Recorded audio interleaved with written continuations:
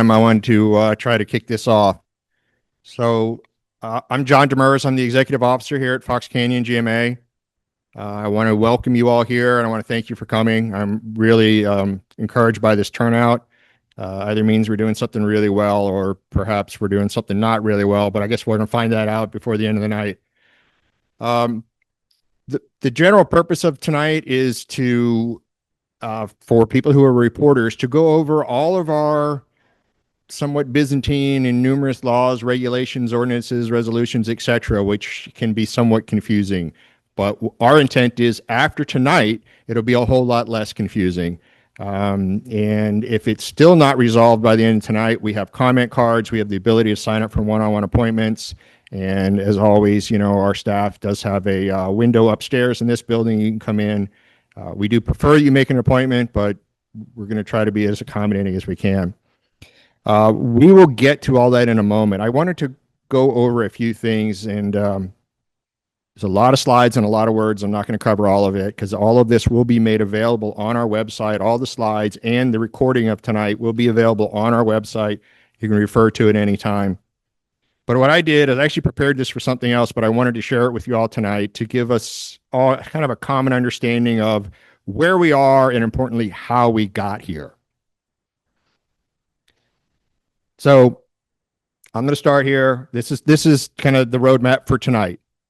I'm going to start with our mission and our history, and then the rest of the staff here who's assembled in the front row is going to proceed with these other topics and walk through and cover the topics that you see there, and then we'll have time to address any of the questions you may have. And I said, if we don't cover it tonight, we're happy to make an appointment with you and talk about it at some other time. So this is the whole county and all the groundwater basins. But these are the ones we're most concerned about, our basins here within the red and blue boundaries. That's Fox Canyon GMA. There are, of course, lots of other basins around controlled by other organizations, other GSAs, and other means. But that's us there. I do want to point out, though, if you look at the color coding, under the CASGEM, the orange color that our basins are in, oops, sorry, went forward. This orange color that our basins are in, those are your high priority basins, which is 3 out of our 4. The only ones we're going to talk about tonight is the Oxnard Plain and Pleasant Valley Basin, which are high priority, critically overdrafted basins. So again, we're not going to get into the details here, but when we talk about the basin, this is only here to illustrate that it's really complex. It's not just, well, yeah, there's some water in the ground. No, there's many, many, many different layers of water divided by layers of non or certainly less porous material, which divides those aquifers up. Generally, you hear us talk about the upper aquifer and the lower aquifer, but it's actually way more complex than that.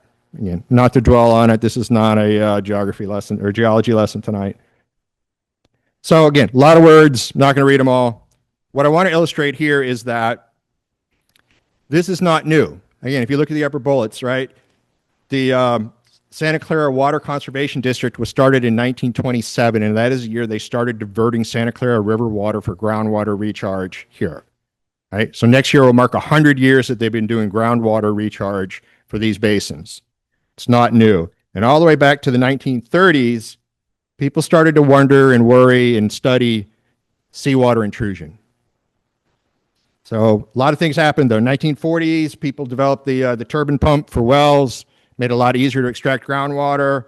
We had rapid population growth and urbanization, a lot more people, need a lot more water. But by around 1949 or so, some of these areas were 30 feet below sea level. We're just drawing in seawater, and we are, by 1950, there are wells that cannot be used because they're drawing up saline water. So it's no longer useful for domestic use or for irrigation. It's too saline. So 1950, United Water Conservation District was created from the older Santa Clara Water Conservation District. And its mission was to capture stormwater runoff and recharge the basins with it. So, and then the bottom bullet is operative too, because things really started to change as people realized just how good the agricultural land was in this county. The nature of the crops changed. No more dry land farming, no more walnut orchards. It was citrus, avocado, strawberries, other crops that used a lot of water. So again, these are activity. Again, this is all pre-Fox Canyon. So these are things other agencies did, but they did a lot of things, right? Lake Piru was built, first lake built in this state for the specific purpose of groundwater recharge. Again, we're talking about the wells here. By 1963, there were 44 wells that taken out of service. And again, these weren't necessarily small wells. This is the city of Port Hueneme. This is Silver Strand Mutual. These were big production wells serving many customers, had to be taken out of production because they were pulling up very saline water. So 1965, there was a big study done. I really like this title, the bulletin. The bulletin is over 200 pages long, kind of redefines bulletin, but started to really seriously study what the saline intrusion was doing. 1979, State Water Resources Control Board said, basically, if you guys don't do something about it, we're going to adjudicate this basin. So what happened after that was there was a special act of the California legislature that formed the Fox Canyon Groundwater Management Agency, again, which was created to address these problems. So here's a couple, again, it's an eye chart, it's a lot. The takeaway, though, is you go back to 1955, saline intrusion was starting. You see here up at Hueneme and here at Magoo, and you can see how much darker these get by 1989 and the degree of saline intrusion that we had. So again, I said the agency was formed. This is the formation. This was in the original enabling legislation. It holds true today. It's a very diverse board. And we do have a couple of our alternate board members in the room tonight. They know this well. But if you look at the composition of our board, it's extremely well represented of the community. We have representing the agriculture community, the Farm Bureau and the Ventura County Agricultural Association select a member. The County of Ventura has one seat. These are the 7 smaller water agencies. Collectively, they have a seat. United Water gets a seat all by itself. And then what we call the 5 cities. Camarillo, Oxnard, Port Hueneme, Ventura, and Moore Park, of which overlay part of the basin. They get together and they select another seat. So our board is well represented of the communities that we serve. So more history, fast forward a little bit here. 1985, just 3 years after formed, published our first groundwater management plan. We're supposed to have balanced the supply and demand by the year 2000. We haven't yet. A lot of projects were built, though. A lot of work happened. The pumping trough pipeline, the Freeman Diversion Dam, the agency, Fox Canyon Agency, started to publish various ordinances and resolutions to try to regulate a little more closely the amount of groundwater pumped. By 2007, though, we said, nope, further reductions are necessary. And also, too, we really started to realize that it wasn't just how much water we were pumping, but where we were pumping it as well, which contributes to saline intrusion and the pumping trough. So, as we really started thinking about it, we began a very exceptional drought here in the year 2012.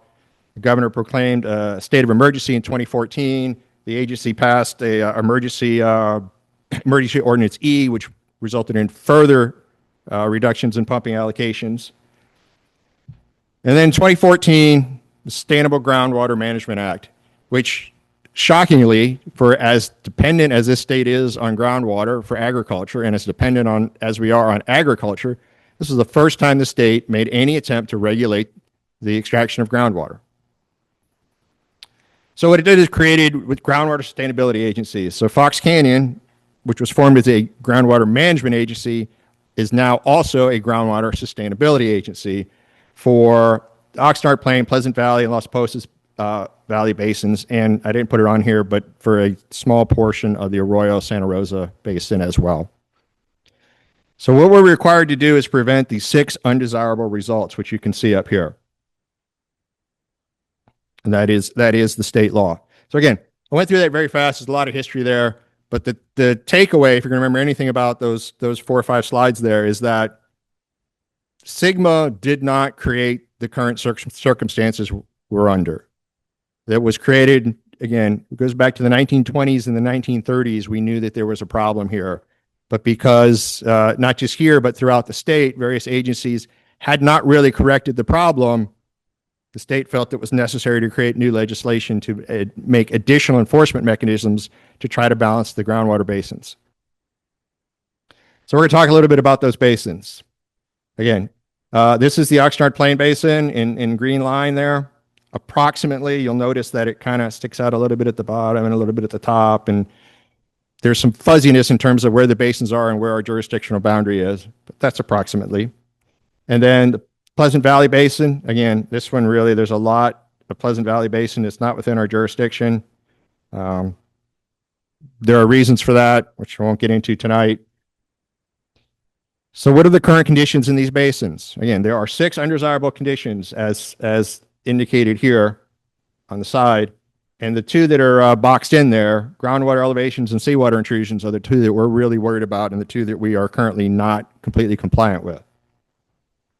So nice chart, a lot of pie charts, a lot of numbers. But what's important here is this, during this historical period, this is how much water we were getting on average out of the Santa Clara River. During this, it says current. I know it's a little dated. It's actually been better. 3 out of the last 4 years have been wet years, so things are not quite as dire right now. We're only getting half as much water out of the Santa Clara River because it's a little drier. Same with Pleasant Valley Basin. You can see kind of the change in the water makeup. Again, I know it's way too fast to absorb. We're going to post all this. Very busy chart. Only thing, I can explain it in one short sentence. Orange bad, blue good. And you can see how much orange is there on the various aquifers in the various locations. We are below our measurable objective, and in some cases below our minimum threshold, i.e., really bad at a number of places. This is spring 2024. If you were to look at it right now, again, after the 3rd wet year out of the last 4 years, things are a little better, but that's just coincidental not coincidental, but it's as a result of the wet years. Again, Pleasant Valley, same thing. You see the orange. Orange means we're not where we need to be.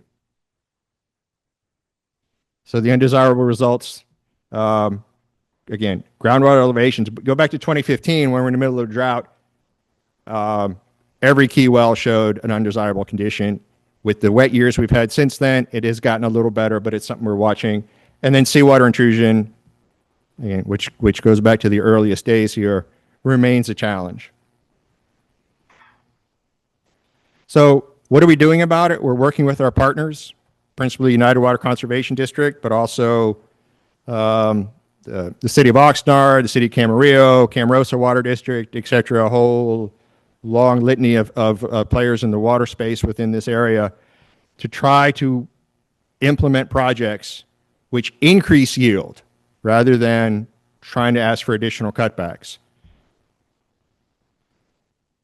There are a number of projects as listed here, and what the overall effect is that if it all comes to fruition, if it all gets built, if it all gets funded, and if it all works as intended, there's some pretty big gains in sustainable yield.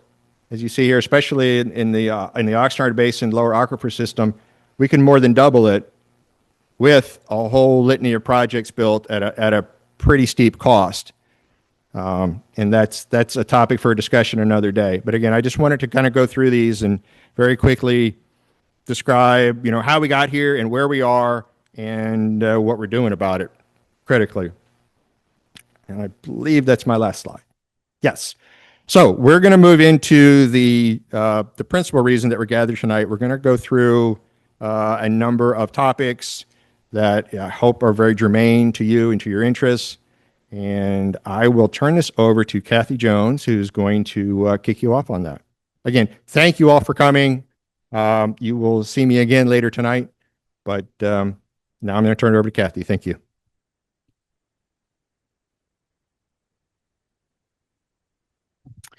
Thank you, John. Can y'all hear me? All right. Well, good evening, everyone. Thank you for joining us. I know it's dinner time, so we appreciate you carving out some time to hang out with us at Fox Canyon. Um, Following John's very technical history of the agency, we're going to switch gears a bit. We're going to talk a little more about let me get my notes out here. Sorry about that. We're going to talk a little bit more about just getting back to basics and some compliance issues that we see on a regular basis. Um, there are a lot of data holes that we have because we're seeing kind of the repeat issues over and over again. So we're here tonight to go over those basics so that hopefully we can answer some questions, and clear up some of the mysteries. We spend a lot of time, staff spends a lot of time resolving these issues.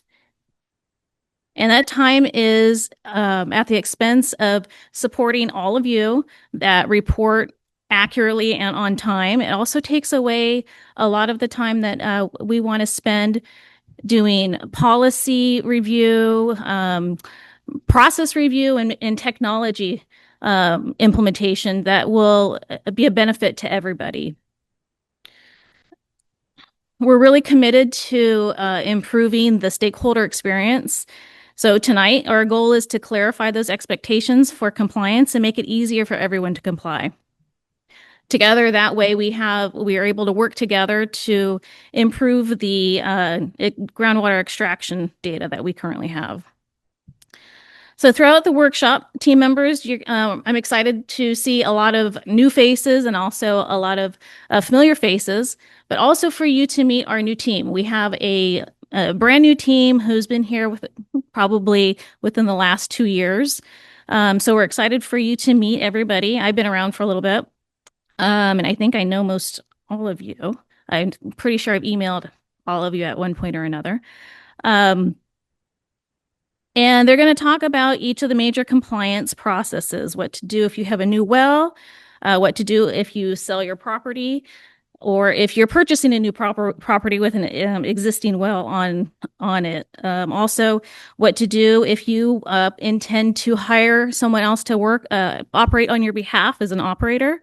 How to install a flow meter or report your calibration. These are the areas that staff spends a ton of time chasing down missing information and corrections. So I'm going to go ahead and quantify those issues just to exemplify the magnitude of the problem. First, let's talk about the percentage of rate of return, meaning how many corrected documents that staff has to return for correction. In 2026 alone, just for owner and operator documentation, any guesses on what the percentage on rate of return is?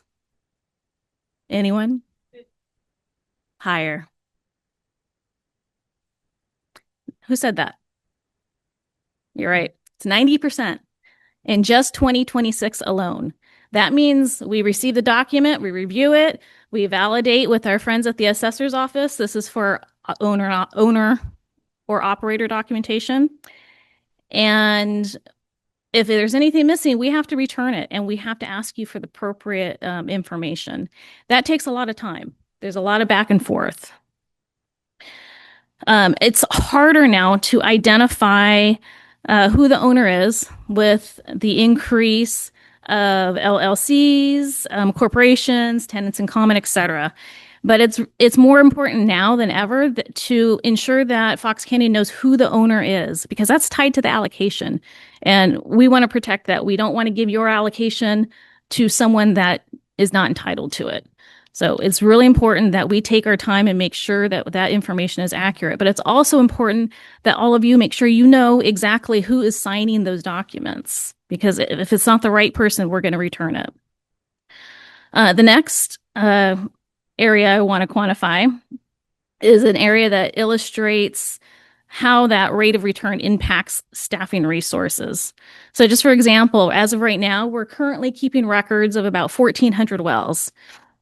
About half of those are active, a little more than half are actively metered, and the other are either inactive or destroyed.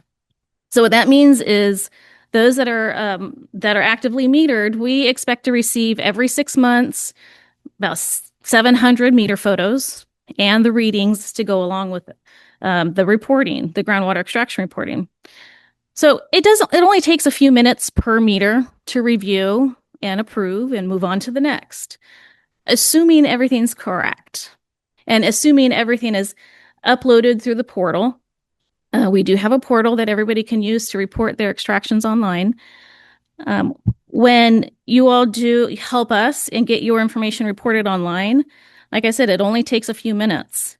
When staff does processes the manual reporting that we receive on paper, through email, etc., that jumps up to 10 to 15 minutes per meter.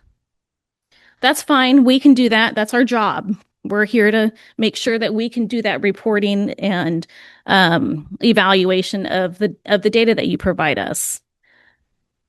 The problem is when only 50% of those documents that we receive are accurate, we still have to reach out to each of you, and then wait for the corrections and go through the whole process all over again. Each time it adds another 10, 15 minutes. So it might not sound like a lot, but spread over 700 wells, it adds up. It adds up a lot. I'm not even accounting for time that it takes to, process our payments, issue new refunds, collections if there's an underpayment. Also, if there are unreported well or meter changes, or maybe some retroactive statement corrections that you have to go back several years to sort out. We understand mistakes happen. New information is made available, but you have to go through that whole process, and it takes time for us to do that. So we appreciate your patience as we get through that. The good news is, with our new team, we're making excellent progress. That 50% return rate that I'd mentioned, just a year and a half ago, it was actually only 30%. So we've really improved things over the past year and a half. Thank you, team. Where did I leave off? So we still have a long ways to go, and we need your help.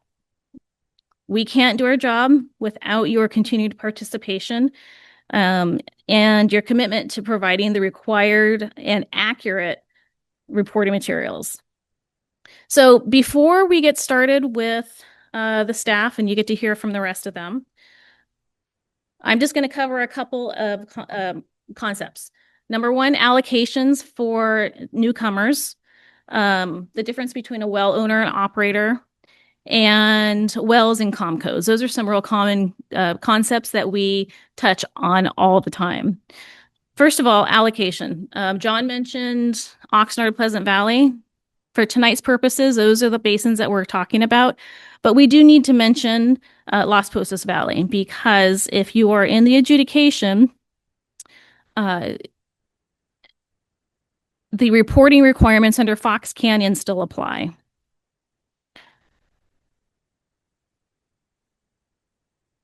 A groundwater allocation is the amount of water that can be extracted before surcharges are implemented. And surcharges are designed to discourage extracting more than your allocation. So Oxnard and Pleasant Valley allocation ordinance that was adopted in 2019 and implemented in 2020, and it's based on a 10-year annual average of extractions reported between 2005 to 2014. The LPV allocation ordinance was implemented in the next year in 2021, but it was replaced by the adjudication in 2023. We'll still refer back to the LPV allocation ordinance for those records that were correcting or need reference point before the adjudication was adopted. And then the adjudication takes over where the Las Posas Valley allocation ordinance left off. But there's two things that I want to point out about the adjudication. If you were granted an allocation under the judgment, there are separate reporting obligations to the water master, in addition to reporting requirements under Fox Canyon. The other point is that extraction reporting under the judgment is also by crop year. So that's all I'm going to mention about Las Posas Valley tonight. Oh, where's the clicker? Okay, the next item that I want to talk about is owner and define who the owner is. The owner is the legal owner of a parcel where the well is located, based on records with the Ventura County Assessor's Office. There's some exceptions to that rule, and when that happens, we ask that you provide the documentation to show proof of ownership.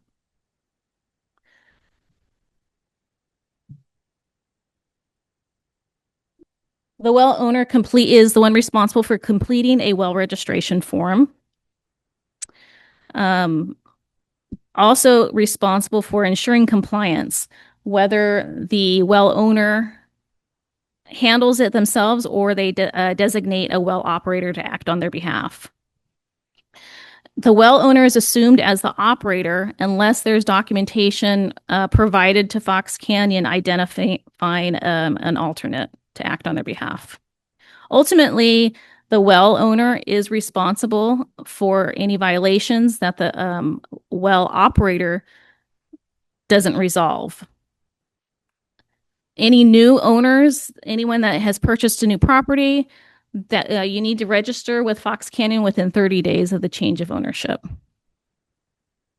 So operators, that doesn't mean that you're off the hook. You're still liable for the violations that you incur. You're the first line of contact. If you are designated as an operator by a well owner, you're still responsible.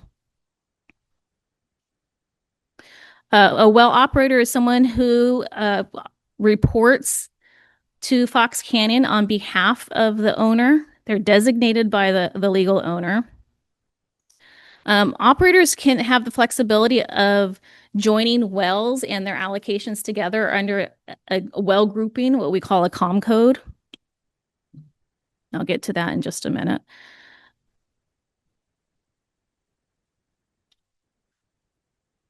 So as just a quick reminder that if a well owner has not designated a well operator, it's assumed that the owner is going to be the well operator.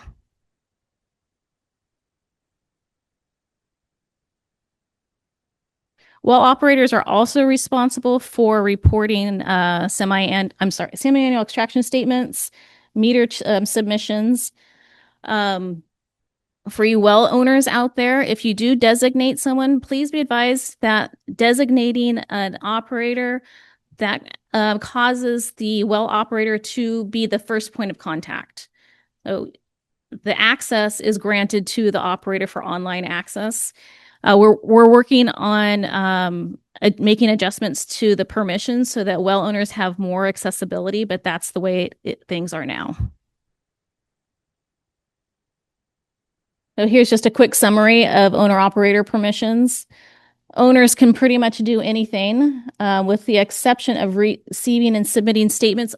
There's an asterisk there because what that means is like I said, if you designate a well owner, as a well owner, if you designate an operator, the information goes to the operator. When you get your semi-annual extraction statement, the operator is the name that's listed on the top.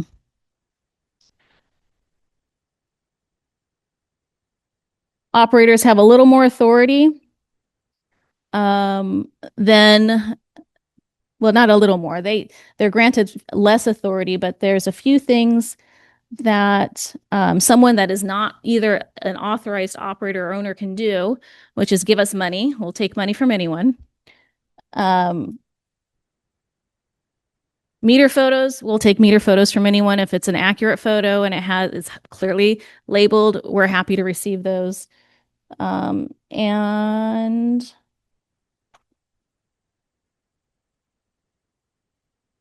thank you. I couldn't see it down there. And submitting a PRA. If you're looking for information and you're not authorized, you can always submit a PRA, a Public Records Act request. So quickly, a groundwater extraction facility, that's a long name for just well. We always refer to it a well, or a state well number, SNW. Wells are the groundwater extraction facility. Um, New wells must be registered within 30 days of drilling activities. And then wells may also be joined into, I mentioned what we call com codes. So com codes, think of an account. It's a unique account or a code that we refer to, that identifies the wells that are assigned to it. Each com code has one well operator. There may be many well operators that have multiple com codes. Com codes may have wells with many owners. If you don't know what your com code is and you have a statement, you can see here at the top. This is what it looks like when you log on. Your com code is over here on the right-hand side, and your printed statement is right here on the left-hand side. If you don't know what your com code is, just call our office. We'll be able to help you, as long as you have your state well number or some other identifying information. So joining wells into com codes, there's some rules. I think I mentioned there's a single well operator. If you want to join your com codes into a well, if you want to join your wells into a com code, they need to be in the same basin. And there might be some legacy com codes out there with wells that might be slightly just across basins. We're not allowing that anymore. So if you have any of those, it probably will be corrected at some point. In order to join wells that have two separate owners, in this example, you can see well A and well B. They each have their own owner, and they're currently under separate com codes. They both have separate allocations. This well A has 10 acre feet. This one has 2 acre feet. And the two different operators. If you want to join these two, you can do so as long as the owners give permission. So you can see here, we joined wells A and B, and the allocation of 10 acre feet and 2 acre feet is added for use by either well as long as the total amount isn't exceeded. So we no longer have avocado and berry as the com code, but we have a new com code, avo berry. I don't know if avocado ranches and berry ranches work together, if that's realistic or not, but that's okay. And then we get rid of this other operator here because it has to be under one com code only.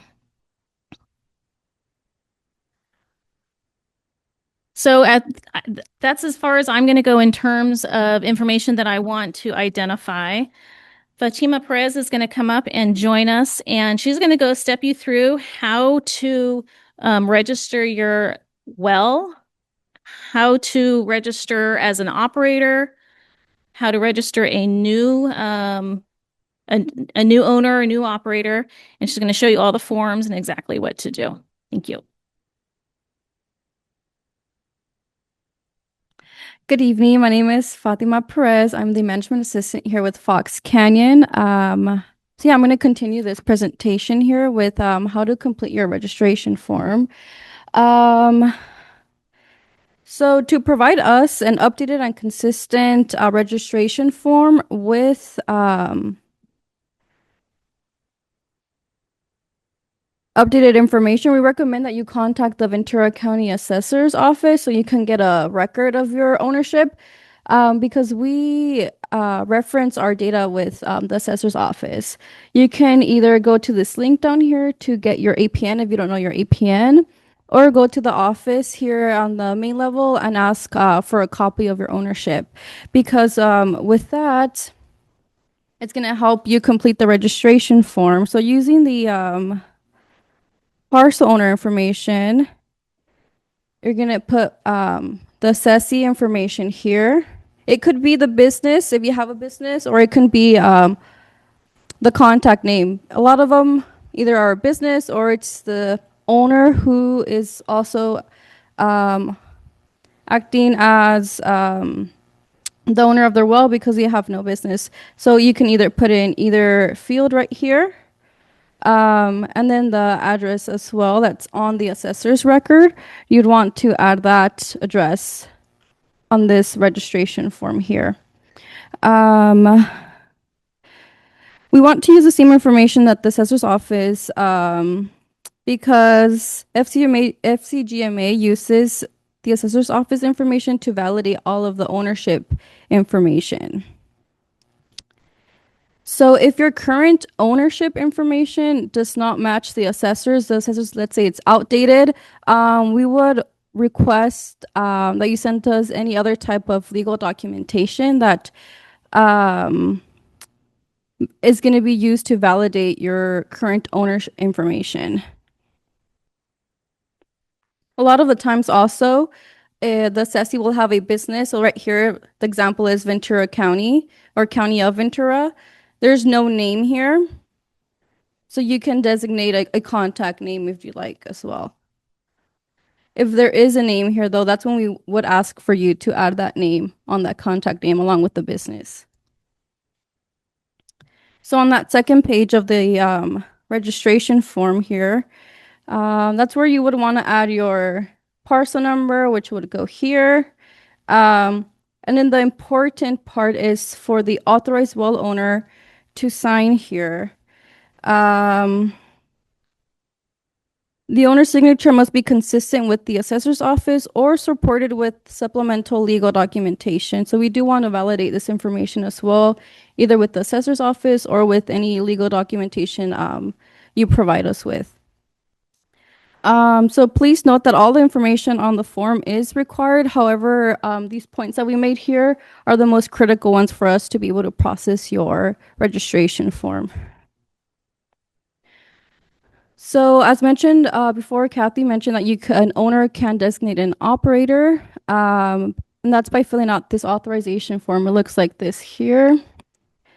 The example here demonstrates an owner who has designated Berry Farms. So they're going to designate Berry Farms to be their operator. All the operator information is going to be included here, along with all the wells that they are going to be operating or making any changes to. The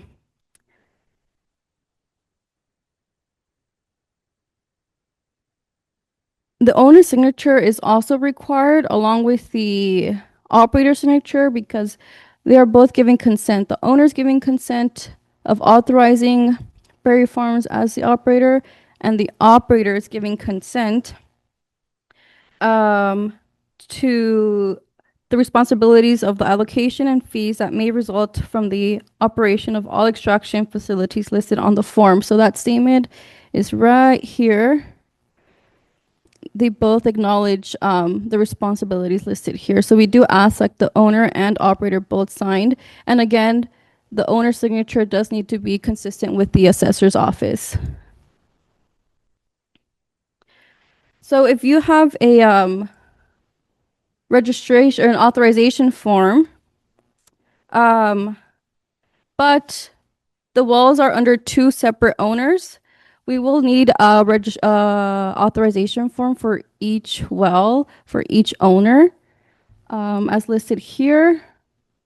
First owner would fill one out, sign, and then the second owner will fill their authorization form and sign as well, both given individual consent to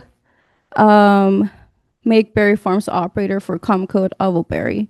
Or you can, if it's easier for you, both owners can sign here. Owner A would sign here and owner B right next to it, if you don't want to do two separate authorization forms.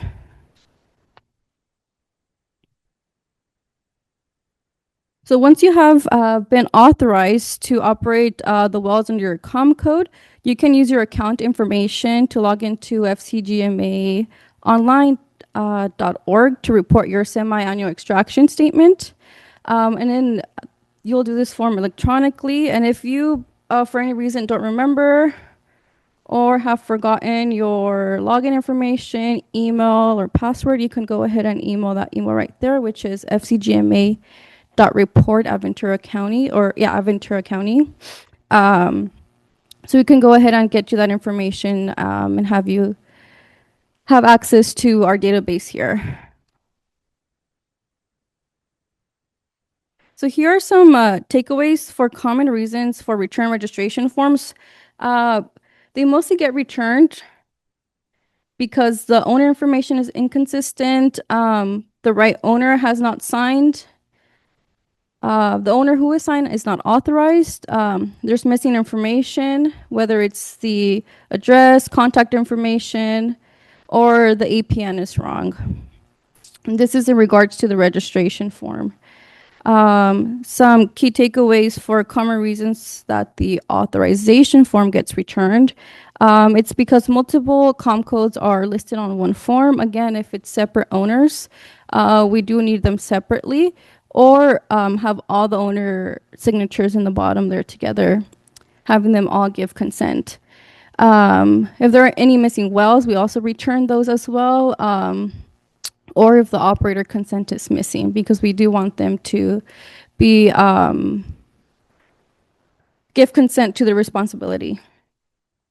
So for any questions regarding registrations or to turn in any of those forms, you can email fcgma.register@venturacounty.org or make an appointment with us at any time. Oops. And that's the end of our registration presentation. And now Kylan here is going to go ahead and talk about flow meters and AMI. There you go.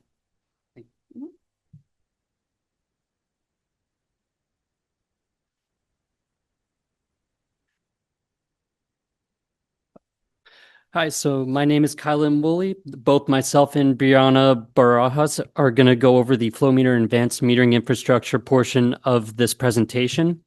We will also be covering flow meter exemptions, flow meter update forms, calibrations, and groundwater estimates.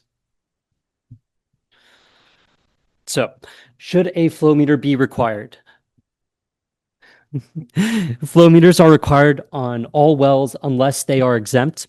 And the conditions you need to meet if you plan to submit an exemption as an active well is you need to be a domestic well that supplies a single family dwelling with a parcel size of 1 acre or less and no income producing operations.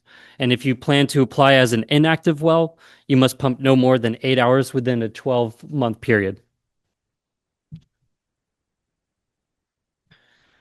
Now, if you plan to be exempt, you need to submit an exemption form. Please don't just assume you meet the qualifications.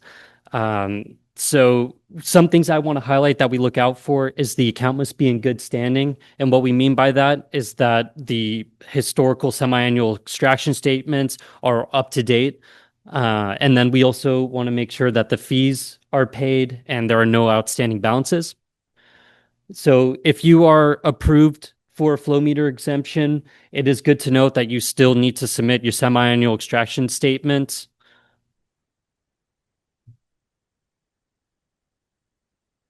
So when to report flow meter changes, aka submit a flow meter update form. Some main ones I would like to highlight is that new meter installations would warrant one. And then also if you are planning on transferring your well to a different account or COM code, you would need to submit a flow meter update form so we're all on the same page. In the event of a meter face replacement, meaning the totalizer is just replaced, you would still submit one. And then another example, piping alteration or a manual meter reset.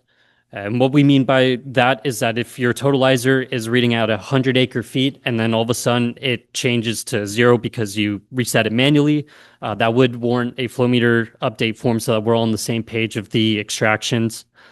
And we don't want to confuse that with meter rollovers because let's say the dial is showing nines across the board and then it goes up 1 unit and then everything gets reset to 0. Well, you do want to keep track of the actual extraction usage because you will need that for your semi-annual extraction statement, meaning it could be 1 million gallons, for example.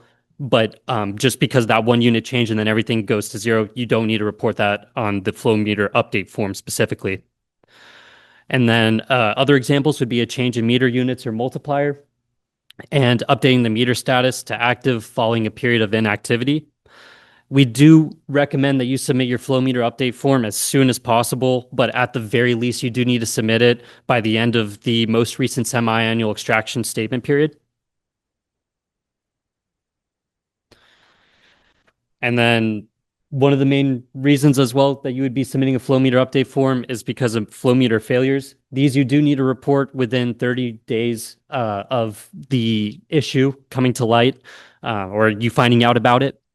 And so some main ones that I would like to highlight are the failed calibration, meaning if you get a calibration test done and it exceeds the plus or minus 5%, as defined in our resolution, that would be considered a failed calibration.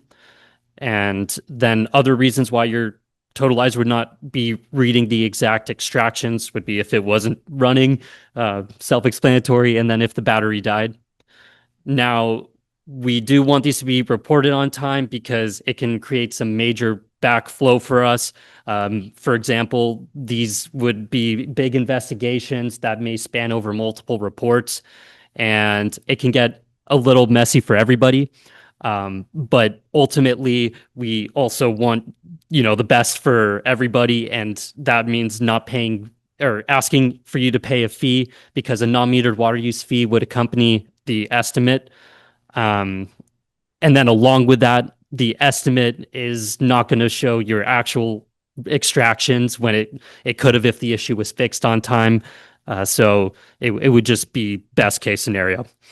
Ultimately, also, it is the operator and owner's responsibility to ensure that their meter is functioning.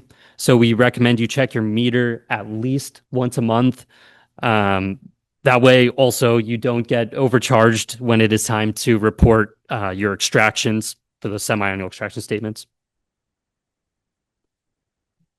Now, diving into the flow meter update form itself, the old meter information area specifically, we do want to make sure that all fields match the existing records. And in addition, the operator and owner information at the top of the page. Yeah, we want that to match our records. And I will say this is probably the most commonly requested revision that we have for flow meter update forms. And then a discrepancy that I typically do see for data failures and data removals is just a little, I think this help in understanding what we mean by that will alleviate this. But data failure is going to be when the issue first occurred, whereas data removal, that's when the device was removed, or it's when the issue was fixed, depending on what you're submitting the flow meter update form. So you just want to highlight that. And then also the end meter reading. So let's say if, for example, you are getting a new meter installed, we request that you please request that you would provide a photo of the end meter reading. And you do want to keep track of this as it will be on your semi-annual extraction statement period. It will ask for you to fill that in. And if you are not able to get this reading or get a photo, you will have to submit a groundwater estimate. And you would go ahead and check mark the bottom of the old meter information and proceed onto the second page to complete it. And then for the current meter information, the start meter reading, just like the end meter reading, in this case, though, the photo is required. And you also want to keep track of this one because it will be on the semi-annual extraction statement. And then also for meter use, this is something that I often request revisions for. This one is going to be aligning with your historic use. And if it has changed, please notify the agency so that we are all on the same page.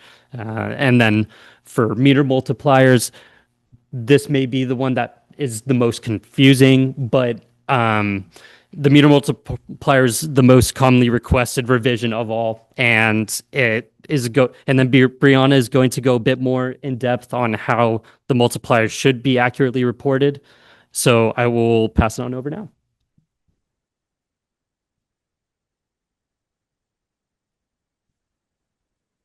All right, great. Thank you, Kylan.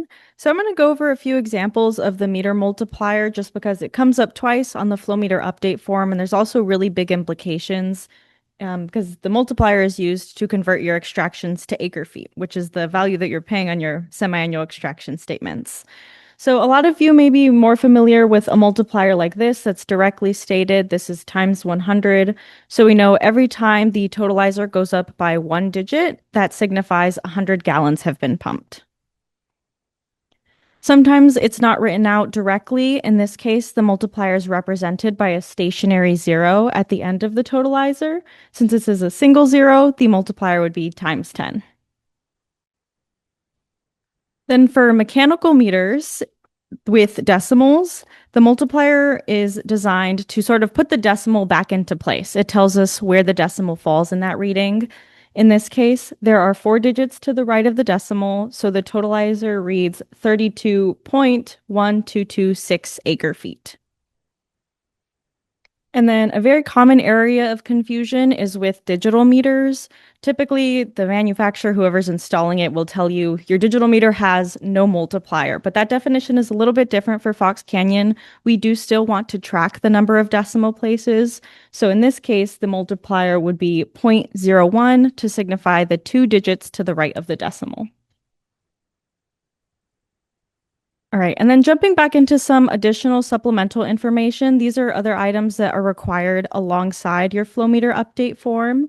First is the proof of flow meter accuracy. This is what you guys know as the meter calibration. Second is the flow meter invoice or installation work order. This is something you're provided when you purchase or have a meter repaired. And then next, there are 3 meter registration photos. These registration photos are a bit different than what's submitted with the semi-annual extraction statement. They show us pictures of the meter and the conditions the day that the new meter was placed. And so first, it is a photo of the meter face. This is used to confirm the units in the multiplier before they get entered into the database. Second is the meter serial number. And then finally is an installation photo. The installation photo should show the meter as well as the piping to the well in the same photo. We recommend taking it from about 10 feet away, but this will vary depending on your installation. Finally, if your meter has failed, you need to complete the groundwater usage estimate. That is the second page of the flow meter update form, and it needs to come alongside some supporting data. All right, and then starting to break those points down a bit, we're going to start with the meter calibration or your proof of accuracy. The meter must be accurate within plus or minus 5%. And so this calibration form, for the most part, is going to be required with every flow meter update form. It is only not required for changes that don't alter the piping, things like resetting your meter or changing the units and multiplier on a digital meter. Those won't require calibration. And then you need your initial calibration when the meter is first installed. And then following that, you'll need to retest it every 3 years to continue to prove that accuracy. And so when that form gets submitted, your expiration date is sent, but it's also printed at the bottom of the semi-annual extraction statement, which is that little date highlighted there in yellow below.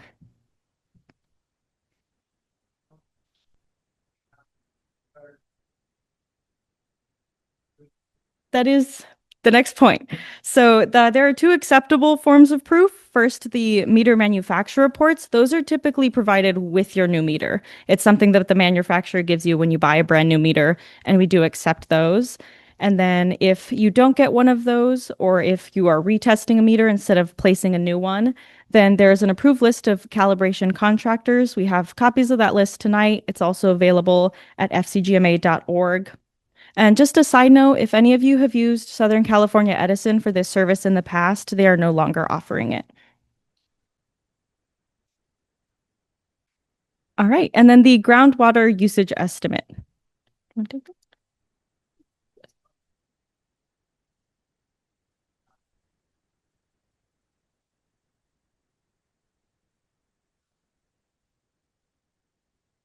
Can you repeat the question into the microphone for the recording and the Zoom attendees? Okay, yes.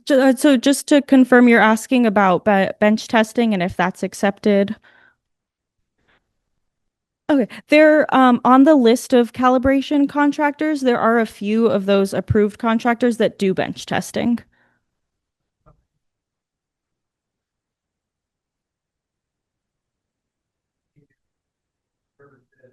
Be certified, that's been accepted in the past, that still accepted? Yes, if it's coming from the manufacturer, the meter manufacturer, yes. Okay. And then the groundwater usage and estimate data, as I mentioned, this is the second page of the flow meter update form, and it's completed whenever there is a meter failure. So the Brianna, there's one more question, but I think we're going to hold questions till the end, if that's okay with everybody, just so we can get through this. Okay. Thank you. All right. All right. So once a meter fails, it sort of starts the clock on when you are doing your groundwater estimate. The meter reading is no longer viable. So an estimate is going to be used to estimate how much groundwater was extracted between the date when the failure was first discovered and the date when a new meter is installed or repaired. And just a side note, since the totalizer is no longer reading accurately, these estimated extractions are subject to additional fees. All right, and this new point here, this is a list of acceptable data sources, things that we commonly request to prove what the extractions were during that time period, and they are listed in order of preference. Our goal is to have the data be as accurate as possible to the time when it actually occurred. So first we have advanced metering infrastructure or AMI data. Then second, we have any irrigation logs that are kept. Next is a backup flow meter. And finally, historic averages. For historic averages, we ask that there are averages that occurred during similar conditions. So if your meter breaks in the second half of the water year, you want to use data of averages from the second half of the water year. And we ask it goes about 5 years back. All right, and then finally, advanced metering infrastructure, or AMI. Like a flow meter, this is required on all non-exempt wells. Anytime you make a change to your flow meter, you may want to notify your AMI vendor. That ensures that Fox Canyon is getting sent the right meter readings as well as the correct serial number, and that change will be appropriately reflected in the data that they are sending us. Next, if you want to change vendors or you haven't installed AMI data yet, we have a list available at fcgma.org of known vendors, but we also accept new vendors with approval.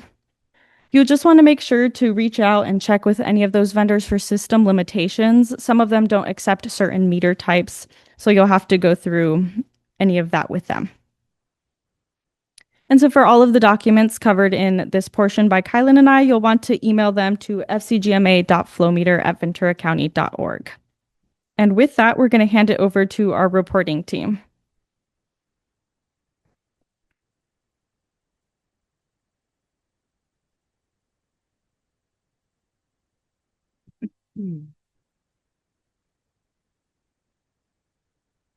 Good evening.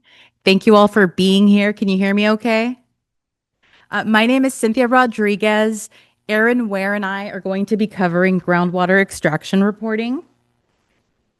Who here is a well operator or has ever completed a semi-annual extraction statement by a raise of hands? Okay, great. That's a lot of you. Now, please keep your hand up if you're a new operator within the last 2 years. Okay, great. So some of this may be review for some of you, but I'm hoping that, especially for the new operators, our presentation will help answer some of the questions that you have. We'll also be opening the floor after this presentation for any questions that have come up while you're watching our slides.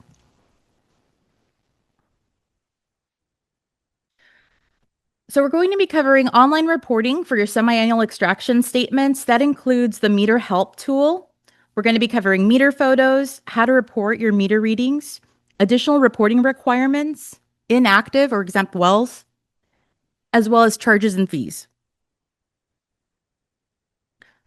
So our water year starts October 1st and ends September 30th. We have 2 reporting periods. Your statement ending in -1, that's going to be from October to March. And a statement ending in -2, that's going to be from April through September. We offer online reporting. We also have an account user guide. If you go to our website at fcgma.org, you can navigate to groundwater extraction reporting. You're going to go down to the account user guide. And here you'll see a video that we created as well as a PDF version, which will walk you through your semi-annual extraction reporting. When you're ready to report, you would just log in to fcgmaonline.org. You're going to end up on this screen here. You'll find your semi-annual extraction filings under current notifications, and you'll click the blue hyperlink. That will take you to your statements. When you get to this section, you can see here, it'll say extraction information. This is where you'll be able to find that meter help tool. You'll also be able to enter your readings, upload your meter photos here using the serial number hyperlink. And this will also calculate all of the information for you, including your acre-foot extraction there. So I wanted to talk about the meter help tool. It is something that we created, and it contains approximately 100 different meter models. You can search for your meter by manufacturer and model, and it helps you identify your meter readings, multiplier, and units. The meter help tool is color-coded. As you can see here, yellow is the register where you'll find your meter reading. Magenta is your multiplier, and the green is your divisor or units. On the statement, this is where you're going to enter that information. Here's an example using a micrometer meter. Our current reading is in yellow. It reads 5037. The multiplier is 0.01. And the way you would know that for this specific meter is you find a little black triangle here. Some meters like flow meter, Brianna with flow meter, she went over the different multipliers that you can find. Sometimes it's a decimal, sometimes it's a stationary digit. This one in particular, it's going to have this little black triangle. And then your units are going to be here for this meter. This is an acre feet, so your conversion rate is just a 1. So something that's important for reporting are your meter photos. They're used to validate your meter readings. They need to be labeled. You need to include the COM code, data photo, state well number, and the serial number. We also want these photos to be legible. The reading, multiplier, and units need to be visible. And just a side note, depending on the meter, more than 1 photo may be required in order to capture all of that information. You might recognize this postcard. We mail this out twice a year, and it's just to remind you to take your photos March 31st and September 30th for the upcoming statement. And then next, Erin is going to be covering how to report your meter readings.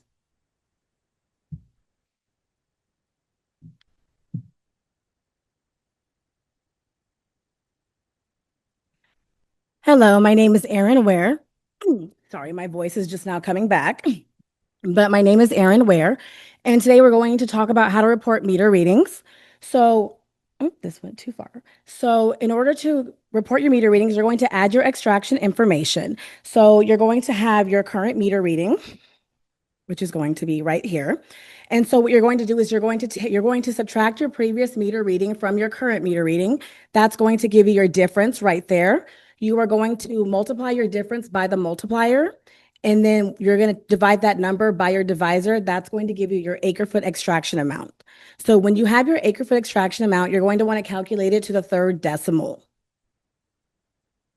And so it's very important that you confirm that the pre-populated fields are accurate. So what we mean by that is your previous meter reading. So if you have statements that are missing or statements that are not submitted, they're in save status or in release status, the previous meter reading may not carry over accurately. So when you are completing your current statement, it is very important to check to make sure that it is the correct previous meter reading so that you don't over or under report, as well as your multiplier and your units. You do want to make sure that those do match what was on your flow meter update form. That's very essential, again, to make sure that you are calculating your correct acre-foot extraction amount. And so on this slide, we have why it's important to make sure that the information is accurate. So in the first example, we have an example of correct reporting, which gives you an acre-foot extraction value of 10 acre-feet. So in the second example, the multiplier is incorrect. So instead of 0.01, it's reported as 1, which gives you a 1,000 acre-foot extraction value, much different. And then in the third example, the units are incorrect. So instead of a divisor of 1, it's a divisor of 43,560, which gives you 2.296 acre-foot extraction value. So again, both of these are very different. So it's important to make sure that all three fields are correct and that you're entering the correct information so that you are not over or under reporting, which of course could lead to over or under payments. And so there are times that it may be required for you to complete a manual statement. So if you have a meter change or a pending estimate, things that are not yet reflected in our database, they are not going to reflect on your statement. So for this reason, you may sometimes have to handwrite the information on your statements. Another reason why you may have to report manually is if you have prior statements in save status. In that situation, you will not be able to submit your statements online. So you're going to have to complete a manual statement. However, even if you are completing a manual statement, you are still able to upload your meter photos and your ARR form. And we're going to touch more on ARR forms in a second, but they are due for your -2 statements for OPV basins only. And so here's an example of how you're going to manually report a meter change. On the top line, that's going to be the information for the old meter. The previous meter reading should have already populated. You're going to enter the end meter reading for the old meter. So whether it's an estimate, if you have the information, or whether it is a flow meter update form, you're going to enter that end meter reading. And then on the next line, you're going to enter the information for your new meter. So your serial number, the start reading, which should be on the flow meter update form, and then the end meter reading for that current reporting period. So you're going to still do the same thing. You're going to calculate the difference, multiply it by the multiplier, divide it by the divisor, and then you're going to combine both acre-foot extractions to make sure that we are accurately accounting all of your extractions for that reporting period. And now for the additional reporting requirements are the ARR form. As I mentioned, those are due for the -2 statements for OPV only. So those are available online. If you are in the online database submitting your statement, near the fees section, you will see this area right here. And so this is going to be different depending on your usage type. So you're going to click on that and that'll take you to an online version of the ARR form. So as you see, the current status says new. That's because that's a form that's not been touched. So if you click on the form and you enter information, it will change the status to say saved. If you do submit it, it will change the status to say submitted in green. And it is very important to note as well that ARR is a requirement. So if you are submitting your statement and you do not complete your ARR form, your statement is not considered complete. Your statement is incomplete and you may be subject to additional fees. So very important to complete those forms when they're due. If you guys have any questions, you guys can always reach out to us. And as we mentioned, so it is due annually. So this form will collect data on water source and application for future land-based allocation.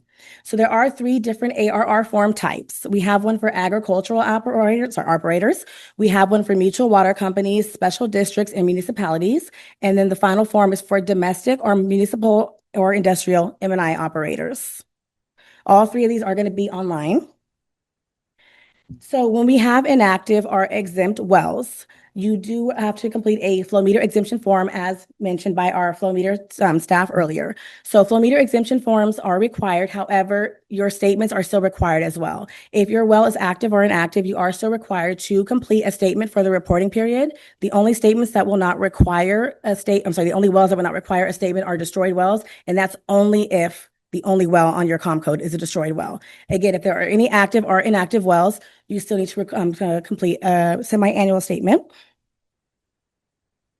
And then we have charges and fees. So in the green box, we have what are pumping fees, which are extraction, sustainability, and reserve. So these are the fees that are associated with your pumping. So whenever you pump and you have an acre foot extraction, these are the fees that you're going to typically see.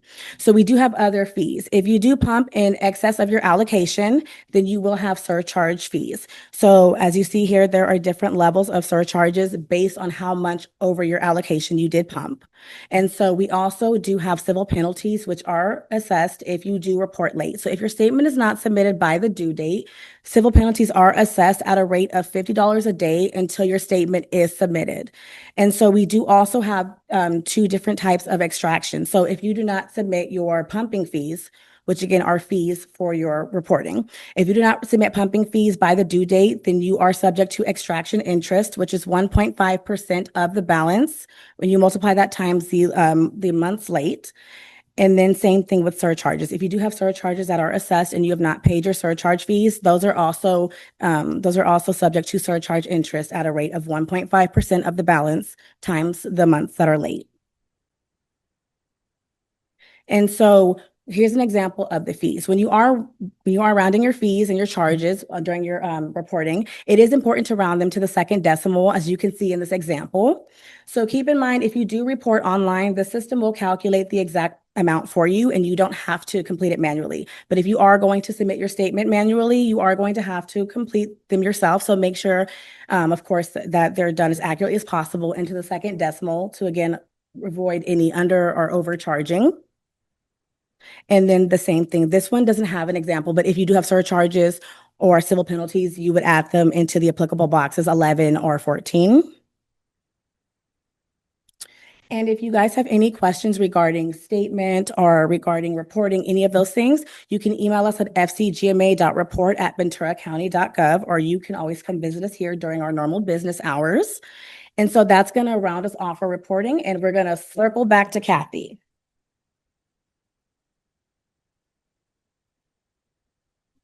All right, thank you, Erin. So there's a lot of information. Here's a quick summary of kind of our compliance flow, starting with a well, if you have a new well, going down to registering for as an operator, as an owner, as an operator, then registering your flow meter, getting a COM code or an account set up along with your login, and then reporting your extraction semi-annually. So this is the basic cycle that we go through. Obviously, not everybody's starting with a new well. You could be starting somewhere else in this cycle, but this is the general overview that you want to pay attention to. Like I said, there's a lot of information. Right now, we're going to open it up to questions. But first, I want to thank all of you, the team that put all this together. You did a great job. I think you walked in and you saw the comment cards. If any of you have those and have collected ideas or questions that you want to ask us, we're going to open that up. John has the mic. He's going to be walking around with that. We also have a little contact book card for you to take with you. Has a QR code so that if you have any questions, you can always, this will take you directly to the contact us link on our website at fcgma.org. What else did I need to remind you about? Oh, around the room, we have some tables that staff will be sitting at in case you need help looking up your account, setting up an appointment so that you can get the specific questions that you have about your accounts that we may not have been able to cover tonight.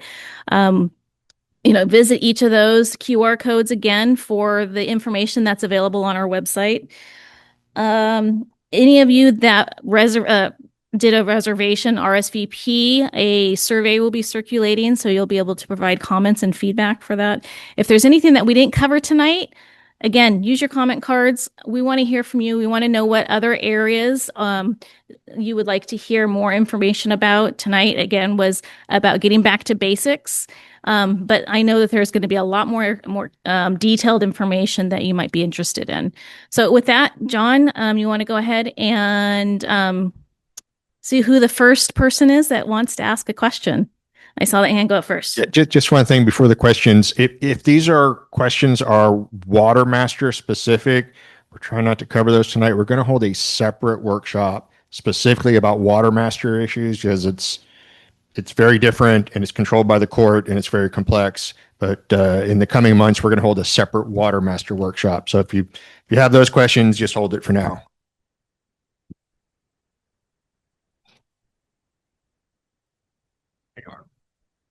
I guess what is water master questions in general? I'm a part of LPV, so what questions constitute that? Is that the surcharges for going above and beyond and how to pay for those? Okay, so I hold those questions until later months because we're waiting on bills. Yeah, where you can just fill out the card and say you want an appointment. Okay. Then I do have other questions. So then, you said water or there's high priority areas. It sounds like Pleasant Valley and Oxnard. Are those high priority areas? Being an LPV, are we designated in that same high priority area? How do restrictions come down? How do they get put in place? That kind of stuff. Probably a question for me. That's a John question. Thank you. Yeah. So there are, again, I went through a lot of that very quickly, but there are some areas that are more restrictive than others, especially in Oxnard and the Oxnard Plain. We have the seawater intrusion area, and then what we have what's called the pumping trough, which is an area of lowered well elevations below sea level well elevations. It creates a challenge. So within Oxnard and Pleasant Valley, those are our two more restrictive areas. Really what that does, it doesn't affect the individual as much as it puts a limitation on the aggregate extraction from that basin. Because it's like the controlling factor for the aggregate extraction from the basin because those areas are so critical. Valley, since it's deemed not quite as high priority, in times of restrictions potentially be less restrictive than those other two high priorities, or no?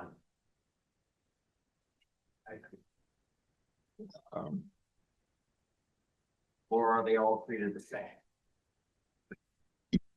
You're getting some very technical things. So there are the 6 undesirable conditions, which we are obligated to avoid. Some of those are harder to assess than others. In general, we use well elevations as a proxy for other factors, right? For changes in storage, for example, that is determined largely by well elevations. Depending on where you are, though, seawater intrusion, especially in the Oxnard Basin, is and remains a challenge for us. So again, it controls the aggregate extraction. The sustainable yield from the basin is impacted by some of those other factors. So right now, under the allocation ordinance we have for Oxnard and Pleasant Valley, that was simply based upon historical usage during the base period. Moving forward, though, as we progress under Sigma, we have the deadline of the year 2040 to achieve sustainability. That will be a governing factor in what we determine to be the sustainable yield for the basin. Action, reductions, how do all those factors get put into place? Personally, we had a 10 acre foot reduction, and so I'm wondering how those numbers were calculated in LPV. And that could be another where I find out how to just talk to somebody in person, but I'm wondering how those numbers were calculated for a 10 acre foot reduction over the last year. So you're saying NLPV, right? So but that is a byproduct of the judgment of the adjudication. Byproduct, everybody got reduced 10 acre feet. No, Okay. yeah, so there's a couple of things that I don't know when your reduction happened Or we went down 10 acre feet. So I was, from what base period to now? From pre-adjudication to post-adjudication? within the last like 2 years, we were reduced 10 acre. That could be because again, we're getting some very technical things, but what happened was when the court issued the judgment, they said the operating yield is 40,000 acre feet. But then they gave out more than 41,000 acre feet of allocations. So everybody had to be reduced slightly to get the number to 40,000. That could be what you're talking about. Again, I'm probably best if maybe we get together one-on-one. You may come see me and we can, yeah. So if you got one of these blue cards at the very bottom is the water master email, you just send that in. The water master is the agency. I can give you my card and you can see me separately. Yeah. Are there any other non-Las Posas Valley related questions? Right here. Try to keep people in order. Good evening. My question centers around the reporting. We take pictures twice a year, and we also report our own extraction. We also have, at great expense, signed up with Ranch Services, and we pay them a fee every month. My question centers around why the redundancy? Why not rely on Ranch Services, which we pay for, and use those figures and not have us go ahead and take pictures twice a year? It seems to be, I guess the word is redundant. I don't disagree with that assessment, but at the present time, the data we're getting from ranch systems and there are other AMI vendors, but the data we are receiving is not of sufficient quality for us to rely on it. We are addressing that. We have retained a data contractor to try to help us resolve those issues to make it more reliable so that we can use it. At the present time, though, we do have the redundancy of soft reporting because we've been unable to rely on the data we receive through AMI. Should you resolve that situation, but then absolve us from having to report on Ideally, yes. At some future date, if we can get that working reliably with quality data, yes, that would be a goal. But I cannot predict when that's going to happen. I understand your frustration with it. Trust me, we're a little frustrated as well because it's a well-intentioned plan that has not worked as designed. But we are still working to address it. You're next.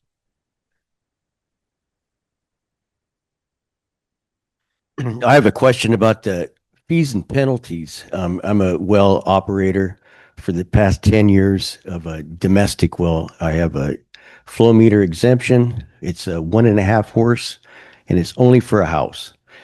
And back in the day, there were no timely reminders sent out, no emails or anything regarding when we had to report. It was just kind of relied on the operator to make sure you reported on time. My fees are $6 a year, every year for the last 10 years to Fox Canyon. Okay, I missed one reporting period about 6 years ago, and they did the $50 a day. And today it amounts to $20,000 that I owe Fox Canyon over a $3 every 6 month reporting fee. And I've sent multiple letters. Kathy Jones called me 3 years ago and said, well, it has to be reviewed. And we haven't got to it yet. And I have I still have no, I don't want liens put on the property or something. I don't know how that works, but, and I don't want my heirs to have to deal with a $40,000 bill when I, pass it on. Thank you for that question. If any of you have civil penalties that you have requested waivers for that are in queue, we have we have some priorities that we have to address. And we definitely want to address those. If you've submitted a written request, did you do that? You did. Okay. Great. Thank you. We will be addressing those in bulk, and we're trying to batch those. But again, you know that over the past several years, Fox County has undergone a lot of changes, and unfortunately, those requests did not become priority. We are starting to be able to breathe a little bit. We have a new team.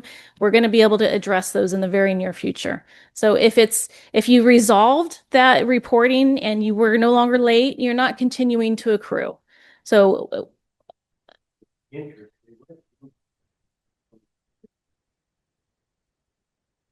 we'll take a look at that.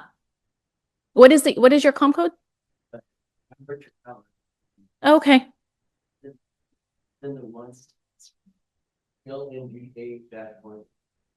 Okay. Did you put your contact information on the card? Okay. We'll take a look at that. Any others? So, thank you. Thank you for the presentation. Really appreciate it. So we talked about owners and operators. There's a third party that's really important in all of this, and that's the people that are actually filling out the paperwork, which in a lot of cases isn't an officer of the corporation of the owner, et cetera. So is there a form, or how do we go about identifying an authorized contact that isn't necessarily the owner itself? Maybe it's their employee, maybe it's their hired contractor of some kind, a bookkeeper, whatever. What's that process look like? So if it's for an owner, on the owner registration form, there is a contact name that you can designate in there. If it's different from what is on the Ventura County Assessor's Office, then we just need some documentation to fill that gap so that we know that we are authorizing that allocation, that transfer, whatever it might be, to the appropriate individual. But we just need some supporting documentation to fill that gap.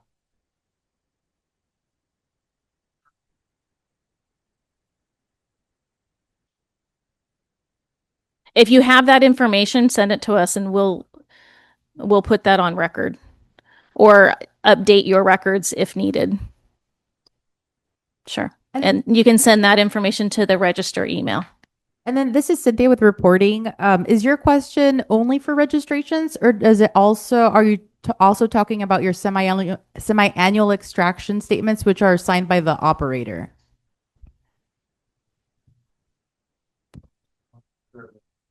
When I send something in, it's not going to sit, and 2 years later we find out, oh, Brian, you can't sign it. That's really what we're. It's. Go ahead, go. The mutuals are a little bit more tricky because there's it's not always really clear. So if you have a special situation, just talk to us and we'll see what the best path forward is.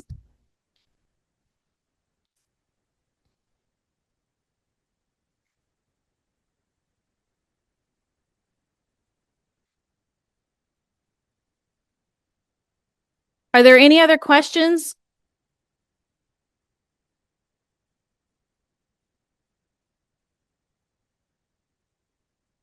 This was pretty informative, like the whole process and stuff. And it's nice as a reference tool. Because I'm new. Will this just on the website or whatever, will it say PowerPoint presentation and we click on that and we can click on all the little bubbles and go through that whole presentation? Is that how the thing's gonna be set up on your website?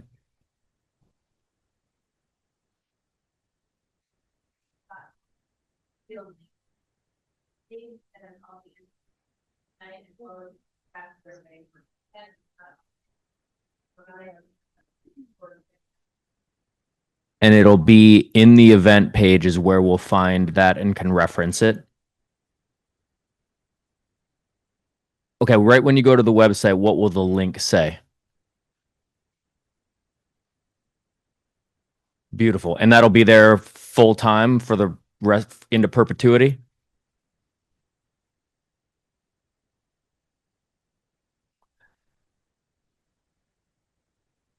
So I guess maybe I don't understand it so well. Like I want to have that and just be able like save it and be able to reference it whenever I want. Like if it's a month later and the link is gone because you got a new link, can I download it or Staff is also working to create tutorials for all of our processes. We have some in place, but we're expanding those. So in addition to the workshop slides, that information also will be developed for future reference. And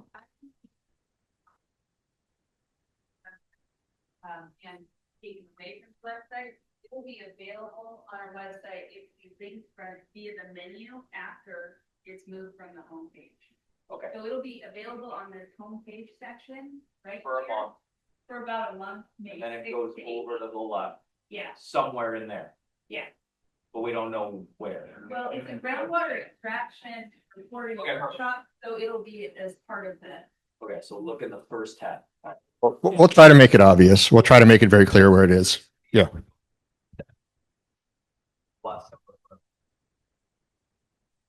Email everyone who RSVP'd with directions. Okay, thank you. Okay.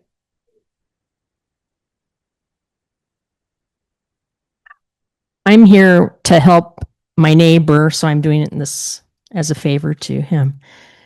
He's been trying to figure this out and it's been very complicated for him, but there are missing data gaps in like missing well photos. The original owner that was with him got the information, didn't know what to do with it. He was elderly. And I just wonder if there is an easy mitigation and reasonable mitigations that you can do when you have missing data gaps and you want to do the right thing, but it's hard to get the missing data gaps reported to the Fox County GMA. Like missing meter photos, skipped meter readings. And I rebuilt the whole meter reading photo debacle in a spreadsheet and gave it my opinion because I've been in the water business for 30 years. So I kind of am familiar with this. It is an arduous process that I'm seeing, and I just wanted to make sure that there are mitigation measures that are with a reasonable outcome in the future, so we don't have to have civil penalties assessed.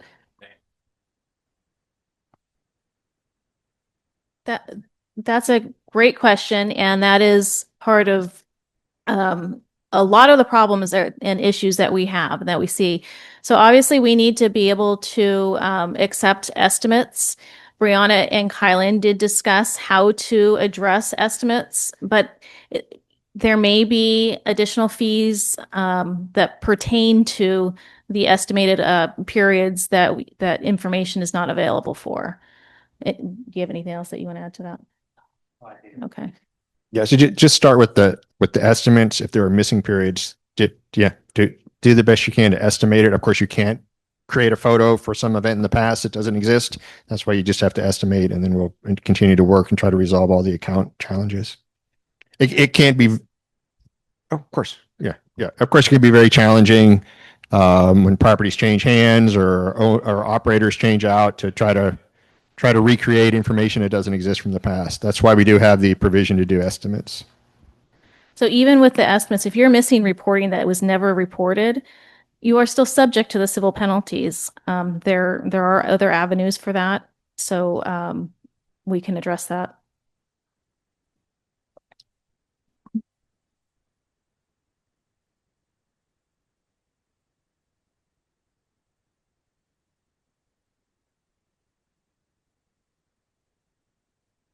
You too.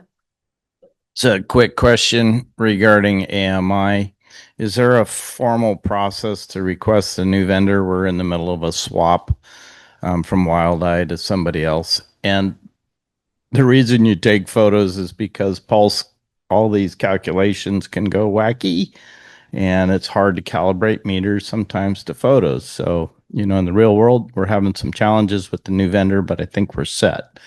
How do we go about it? Is that an email requesting you to look at this new vendor who's pretty common in the area?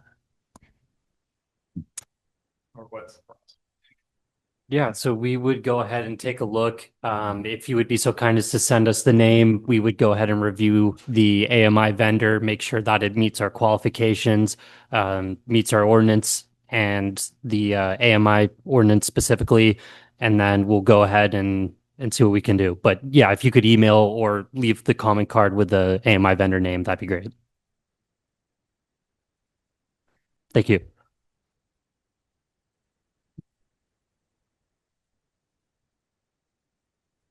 I know I'm an operator, and 2 weeks ago, if I'm not mistaken, you guys sent a massive letters for calibrations. How are you guys managing that? Because I personally, I know I'm up to date with all the calibrations, and how are you guys managing updating all the records? Well, once they are sent to the email inbox, there has been a backlog and we do address them as soon as we can, but we apologize if it's not fully up to date. Because I know one of them in particular, there were 2 wells. They were replaced back in 2023, and they haven't been updated in the system. So to me, it was like, okay, what's happening?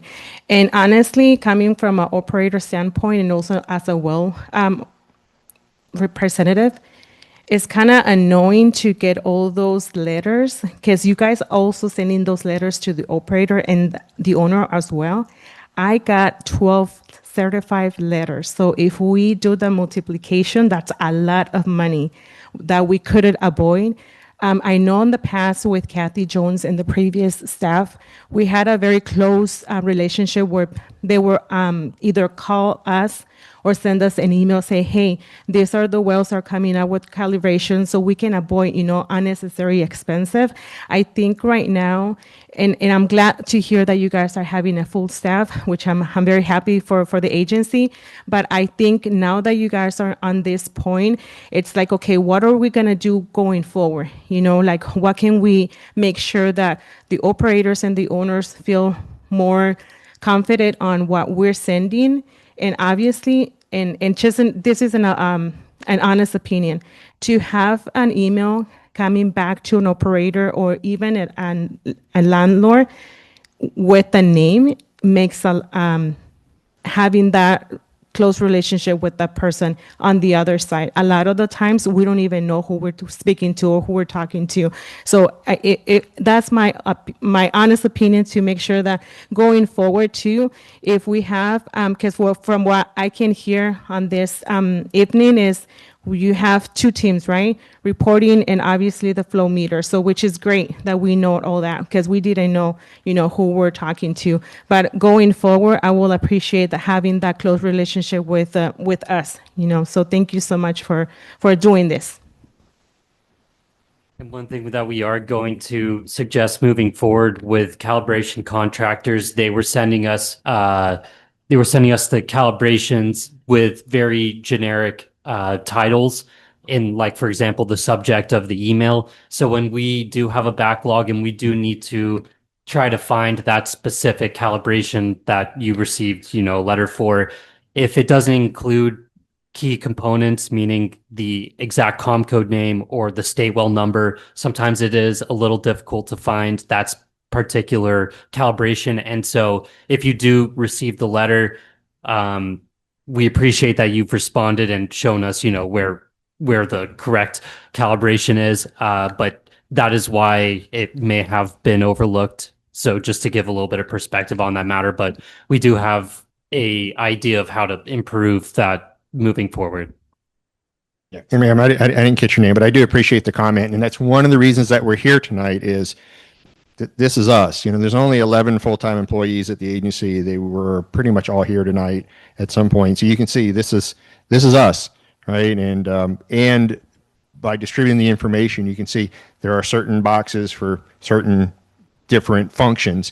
The reason we don't use people's names, and I say, why don't you just send in your name? Because, you know, Kylan, who's doing, you know, and doing a great job with it, if he wins the lottery and doesn't work for us anymore, all those records just go away and they get lost. So we have to keep the generic name on the email address for continuity and so other people can access those records over time. So I know it's a little impersonal, but there's a really good reason why we do it that way. And that's so we don't lose continuity, we don't lose all those older records. Right. I think this gentleman was.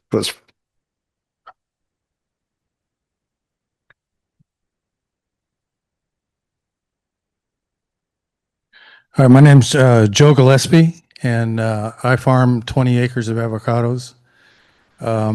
Currently, I've got fees on my account of $125,000, and probably another $50,000 that's going to be added on for 2025, just to keep the well working. And I don't even make that much money on my avocados. So it appears that Fox Canyon is trying to put me out of business. And I want to know if you're going to continue to file liens on my property. And I don't know, I'm just pretty sick about everything. I don't sleep good at night because of this.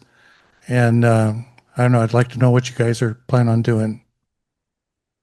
Can I ask where your property is, what basin you're in? In Las Cruces Valley, Bradley Road. And what are those fees based on? The report, I turn in all my reports and I pay all my fees. It's based on about 24 acre feet a year of usage. Yeah, it shouldn't be that high. I'll tell you what, rather than trying to resolve, that's me. Just I'll work with you. We can talk about We're this. not trying to put you out of business. We'll get in touch, sir, and we'll walk through this and understand what's going on with your account. So thank you all for bringing up these fees that are that might be showing large amounts. Part of what we've been doing is, you know, we've been making great progress. I mentioned that, you know, the return of the statements of the documents is extremely high because we have to spend a lot of time tracking down missing information. That takes away from our time helping each of you to figure out what those issues are. We have a lot of processes that are very manual, but now we are working with our IT team to help us automate and make our processes more automated and more efficient.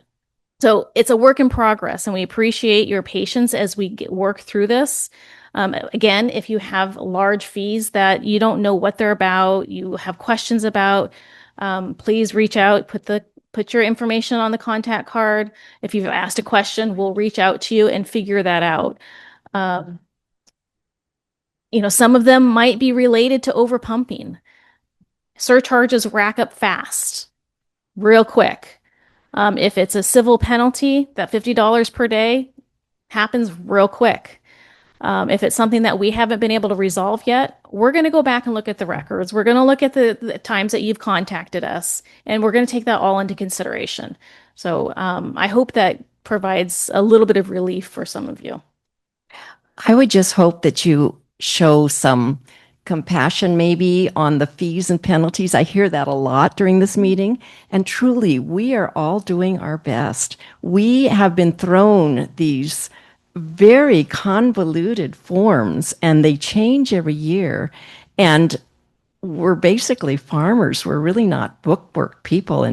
And the staff, like you said, have changed every year. And as you said, you've had reorganization and mistakes made. Well, on our end, we've had mistakes made too. I mean, just like Ann said, and this gentleman over here, some records are lost. If a picture isn't taken on the right day, it's gone. We will never get it again. And I would just like some understanding for this side too, because we understand that you've had change of staff. We understand you've only got this many people, but we've got a lot of fees, and it's hard. Thank you. Yeah, and I do appreciate that comment, man. I mean, and things have changed. There's been a lot. There was the whole Las Posas Valley adjudication, the water master, and all that, which we didn't want that. Please keep that in mind. We didn't initiate that. We didn't want that. It was imposed upon us, and it is extremely complicated. We're still trying to decipher the entire document, honestly. But again, this workshop, hopefully the first of several, and more importantly, putting out our contact information, making this information available, making ourselves available and accessible. We'll try to work through these. And we know this is challenging. We know as farmers, you got not just Fox Canyon, but you got, the Air Quality Control District, and you've got the pesticide regulation, and you've got, worker issues. And this is probably the last thing on your to-do list is worry about some extraction statement that we want. We understand that. And we want to make it as simple as possible. Tonight is hopefully a step in that direction.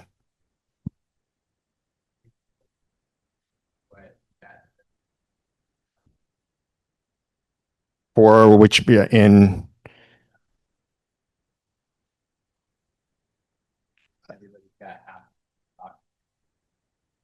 it does make it harder for us though to manage the basin, because we got to wait a whole year to see what's going on. We honestly, the goal is to use AMI to report every day. So we can go to a dashboard and we can see exactly what's going on with the basin. If we're overdrafted, if we're, if things are going awry in various places. Like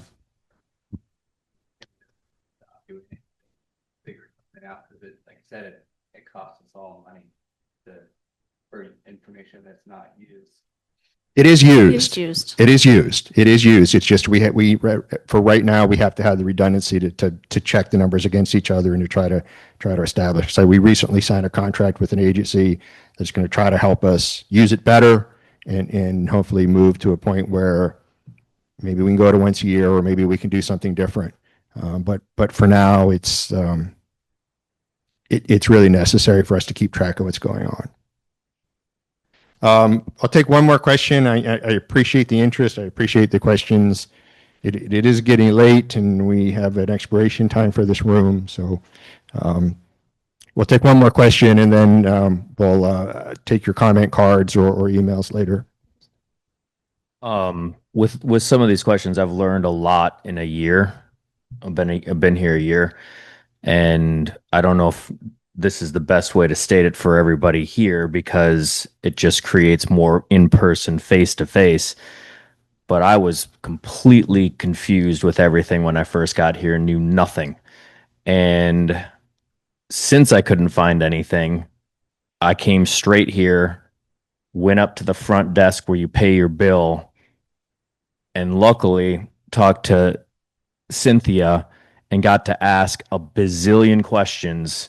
She answered every single one of them, and she saw anomalies that I didn't even know we had from years past because I wasn't here, stopped the fees that were accumulating that I didn't know were accumulating, helped me submit a report for that sounds like I'm going to be about 4 or 5 years before I hear anything compared to hearing the 6-year thing that's going on.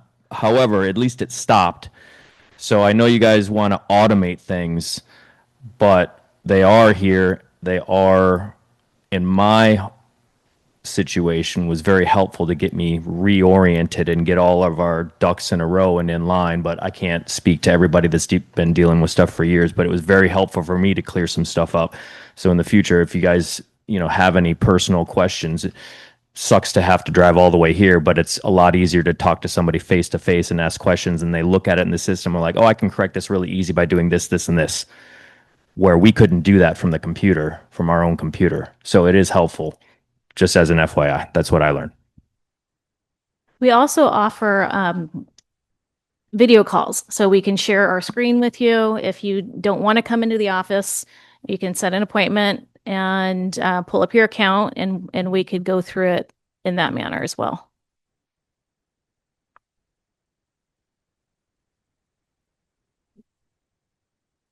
Okay, yeah, again, I understand it, probably a few more questions. We have the comment cards. You could put your question there, and we also have the little blue bookmark looking things that have all the emails, and we will take your questions or comments that way. I want to thank everyone for coming. We really appreciate it. We appreciate your interest. I want to thank the Fox Canyon staff for being here, for doing such a good job, and for the excellent presentations they put together, which I hope helped at least somewhat. Again, it's step one. It's a complicated system. It changes. Some of those changes are imposed upon us, and we have to then in turn impose them upon you. But we appreciate your attendance tonight, and please don't be a stranger. Thank you.